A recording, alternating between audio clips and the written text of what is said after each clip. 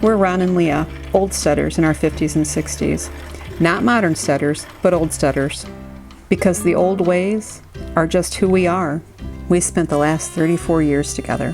We've been serving the Lord for 30 of those years, raising our 4 sons together, who have chosen to continue to live on our homestead and build it as a family. Homesteading has been in our hearts for the last 24 years, years before it was trending on YouTube and social media. We've been living off-grid for years as well, way before that was trending too. Not because it was the in thing, but because it was in our hearts, and we were drawn to it, the slowness and the independence of it. We are a couple who love our family, embrace the old ways, old folks, and old faith in God Almighty. Come along and join us on our journey as we share our faith, our life, and strive to encourage others to follow their hearts down the old paths. Hi guys, it's Leah with Family Heritage Living. I really hope you can hear me on this video. My other camera, I just was recording a video and I had the microphone hooked up and was almost done, and something happened and there was a failure for it to record. So I didn't want to take a chance if I try to redo this. I'm using Zeb's camera and I don't know where to plug in the microphone at. So we're just going to have to muddle through it and hope you can hear me. Alright, so what I wanted to sit down and talk with you folks about today was frugality.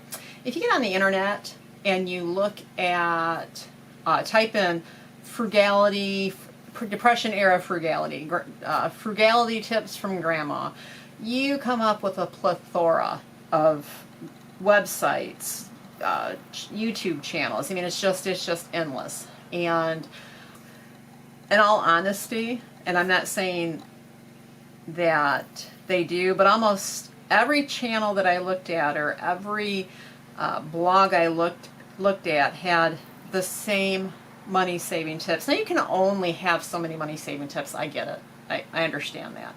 But they were almost all exactly the same. Reuse plastic containers, use less tin foil, buy less paper products, cook from scratch. I mean, it was almost verbatim.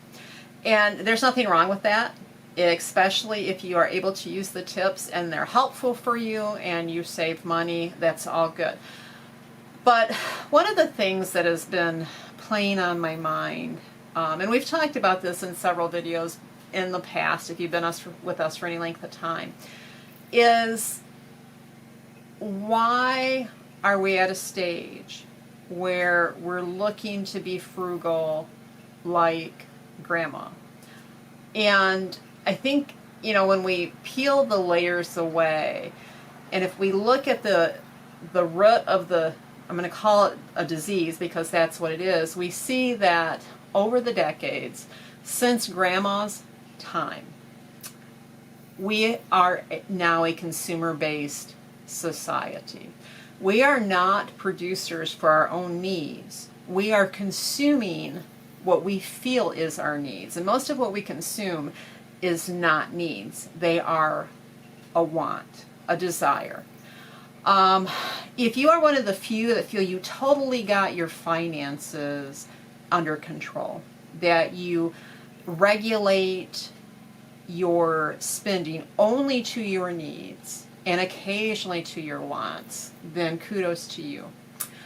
I actually feel that I'm pretty good about that, but it didn't come naturally. It took retraining my ways and my own personal will. Now, I did this years ago because I met the person that changed my way of thinking and made me understand without ever saying a word to me that it's not about making do with what you have, but it's making good with what you have. And that we don't need to change what we have in order to find our joy and pleasure in creating our homes, or we don't need to go to the store all the time to get that euphoric feeling. We don't need to go shopping. You know, 1 or 2 pair of shoes is more than enough versus a half a dozen or a dozen. So I feel that I'm coming from a experience of understanding how we get to feel that our wants are our needs, because we have been conditioned from birth to consume. I mean, that's it. We consume. We consume food, we consume products, we consume entertainment, anything there is, we consume it. And we have to, all of the advice and tips and tricks aren't going to do any good if we don't realize that we literally have to change our thought processes. We have to realize that what is happening when we go to the store, when we look through a magazine, and maybe a lot of the ways around those things happening is to retrain ourselves not to go to the store all the time and not to look at magazines. Now again, you may be one of those ones that have it all under control.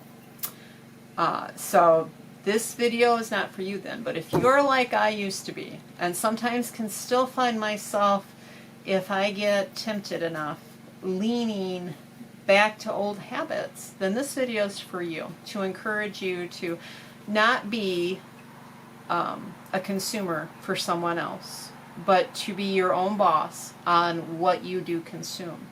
So I wanted to read, instead of doing any tricks, frugal tricks or tips today, I wanted to read a couple of emails that I received.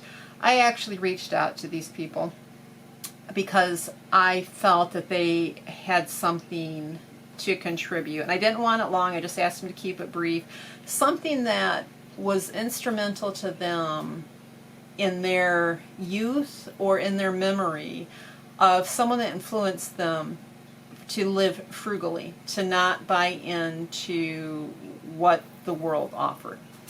The age range is pretty good. I've got from 65 to 90, and I'm just going to read 3 of them today. The first one I'll read is from a man named Rupert. Rupert is 78 and he lives in Wisconsin. And he writes, I grew up in northern Wisconsin back in the late 40s and early 50s. We had a small farm that had 3 generations living on it, from my grandparents, parents, and my siblings and myself. One of the distinct memories I have carried with me over these years is my grandfather's ability to fix, mend, repair, make, fabricate, or come up with anything that was needed, seemingly out of nothing at all. From mending leaking plumbing that he had put in the house himself almost 40 years before, starting with the hand pump, to fixing the tractor, ordinary repairs of the house, making a piece of furniture, or fixing something in the kitchen. I once asked him how he knew how to do all these things, and it took me a while to understand his answer. He said, you pay for what you don't know. And oh, how that is truth. And now being older than he was then, I understand something I didn't then. And he would tell me with a laughing smile, boy, he'd say, I have forgotten more than you will ever know. And while I myself have forgotten more than my grandchildren will ever know, I will never forget my grandfather and how he passed down the wisdom of doing for himself. You know, that seems so simple, but our culture has taught us to consume and to not feel confident, not just not have the wisdom or the ability to fix the simplest of things, but not feel confident doing it. Used to be, years and years ago, there were home ec classes for girls and there were shop classes for boys. And when that became a very unpopular social structure, we inadvertently robbed ourselves from having simple abilities. My mother had none of those skills. No skill to pass on. She couldn't cook, she couldn't sew. I had no father in the home to watch him fix anything, so I couldn't fix anything. And I'm fortunate where I have a husband who is very, very handy. He is more than capable of fixing small things. He's one of those rare men that can do a lot of big things. And I realize that's a rarity. But I also know that I've known women who live by themselves who have taught themselves, and there have not been many, but they have taught themselves the skills that they need to do the small things, so they're not calling someone every time something happens. And I know that they've done this because they want that independence. They do not want to be bound by an expert in these areas. Now, and I know they've done that for that reason, because they've told me that. Now, I've also known men, my age and older, that had no ability to fix even the smallest of thing, and therefore they could not pass any skills on down to their sons. And that ends up being a detriment, because the schools no longer teach these skills normally. I mean, there's rarities, I'm sure. I'm not saying no skill at all. But as a norm, that's not the focus. And that has made our consuming society all the more dependent on someone to produce something for us, when if we had these skills, we would not only be able to fix the problem, but we would save ourselves lots of money. So what do we do when we have to pay for something? We have to make the money, which means we have to go to work, which usually is for someone else. It's a vicious cycle. Let's move on to Agnes. Agnes is 90 and grew up in Pennsylvania. And she said, I didn't grow up living with my grandparents, but being within walking distance of both my mother's parents and my father's, we might as well have been in the same home. Being raised through the latter part of the Great Depression and of World War II, thrift and frugality were the watchwords of the day. And I saw no greater example of either them in the kitchens of both homes of my grandparents, although that was nothing new to either of my grandmothers. Both women bought precious little from the stores that wasn't a staple necessity, and what they did buy, they knew how to use until there was nothing left. Repurposing, making do, creativity, and mending were just ways of life. And as the years have passed, I have seen those skills die away a little more with each generation, along with joy and contentment. But I have done my best to pass down the lessons of thrift, learned from my grandparents to my own children, and my grandchildren, and even my great-grandchildren. Being able to look back now over the best part of a century, I can see how much wisdom was passed down in those two old kitchens. What jumps out to me about this memory is the word contentment. When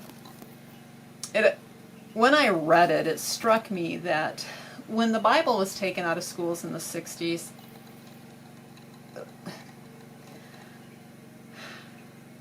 yes, the most important thing that an entire nation lost was a connection to a creator that loves them dearly. But when we look at the principles within the Bible, one principle, for an example, is to be content.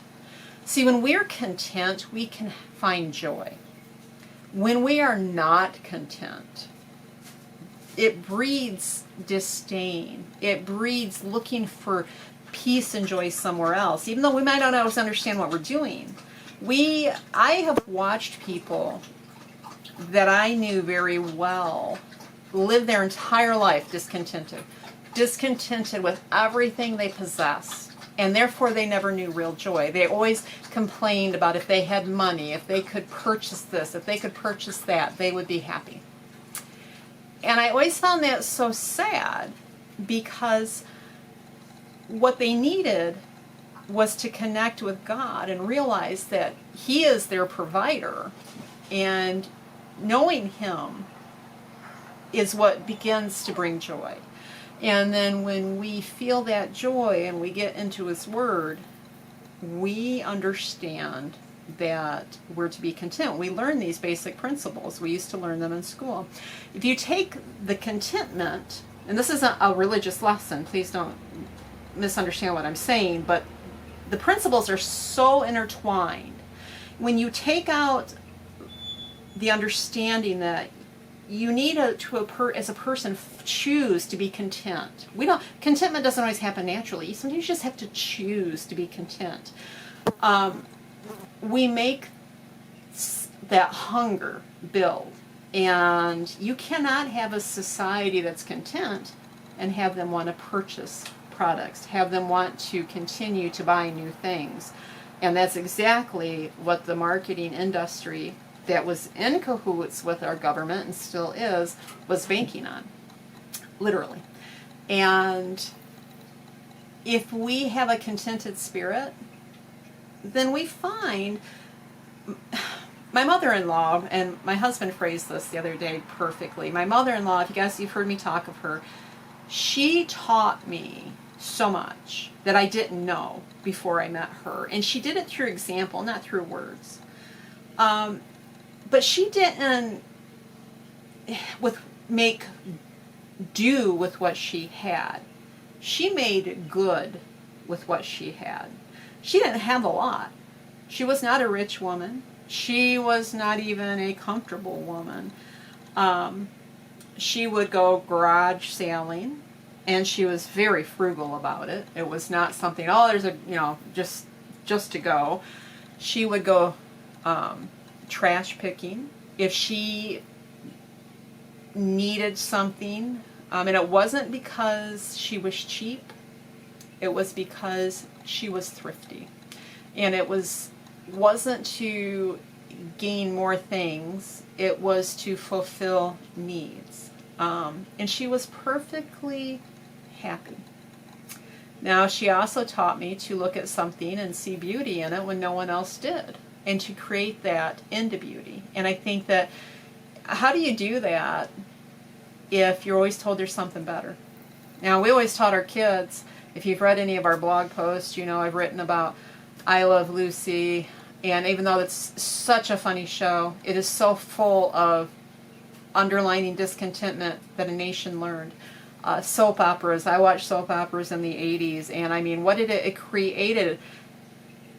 It created, I can only imagine, especially for women and men that were unhappy in their relationships, discontent in the marriage, unhappy with the provisions that were being provided by the husband or the beauty of the woman. I mean, such ways our society has embraced discontent.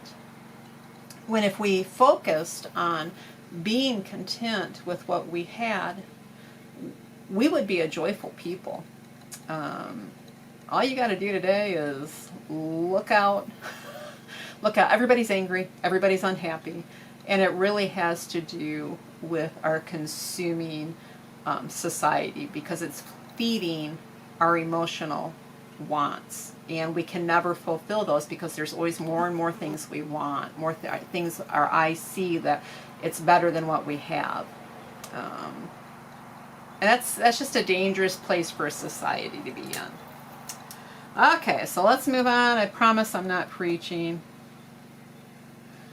It just resonates. Okay, the last one is from a young 65-year-old who lives in, or was raised in, the Blue Ridge Mountains. And they titled it Plan Convenience. And she writes, I was born in 1958, right out of the crest of the fast food revolution. But being raised in the Blue Ridge Mountains, the so-called fast food was a thing we had no concept of. In fact, I was 20 years old before I ate first ready-made burger at a chain restaurant, at which time I was amazed that people would want to eat fat and gristle, if that's even what it was. But when I was being raised, fast food meant something else to the home folk. It was planned food. Some of my earliest memories of my mother and grandmother is of the weekly menu planning. I can still see them, pencil and paper, at the table or in the pantry, making a list of what they would make for the coming week, which days they were planning on making it, and even some contingency plans should the unexpected arise, which often did with 6 children in the house. Now, I must confess, as so-called progress edged closer to our overlooked corner of the world, as I raised my own family amid the busyness of modern life, I would resort to fast food at times. But as the years have passed, I found myself falling back more and more on the conveniences taught me by the examples of my mother and grandmother. There is a joy, a peace, a feeling of fulfillment in the planning. fulfilling that plan. As simple as knowing you are going to be cooking beans tomorrow, so you soak them tonight, or making sure the roast is thawed, or having contingency plans ready, or making sure you know what you need from the grocery store so you're not caught unprepared. There is that small level of personal control that is in the world of fast food is hard to find. I know in this day and age of instant access, the thought of planning your meals a week in advance seems ridiculous. But I am so very grateful that my mother and grandmother took time to pass on the ability to plan ahead. Scheduling is really hard. I am a stay-at-home mom. I have been since our first child was born. I also am a businesswoman. Ron and I, and many of you know, have run a business since 2012 from our home. And that's out of necessity. It's not because we would have it that way. And it was me being home was more important than me being at work. But we had bills to pay. And he had a bad back, and things just rolled out the way they do. So I understand when a woman works, especially outside of the home, having control and schedule over something like that seems impossible. But I think it's all the more important that we try to plan ahead, especially if we're wanting to save money, if we're wanting to control more of what's put on our table. Scheduling is instrumental. And planning ahead, I mean, scheduling might be kind of a frightful word for some, but planning ahead, knowing what you're going to make, you know, and if you don't have the skills to cook from scratch, I'm telling you, you can find anything you want on the internet. And if one thing doesn't fit your learning need, there's something else. I mean, there is so much, and so much good information, just like the frugal tips that, you know, we started off with, that I said, you know, there's so many that are just the same, but they're still good. I mean, we just have to understand the root cause of what's going on and why we do things the way we do. And for our culture, our society, it's because we've been indoctrinated and taught to do this. You know, why do you think there's so many TVs at gas stations and in schools, wherever you go, showing advertisements? Because there's a product to buy.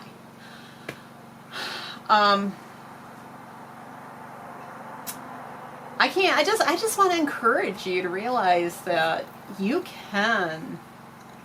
really can control this. You can have a lot more control than you realize. It is totally a mental training, and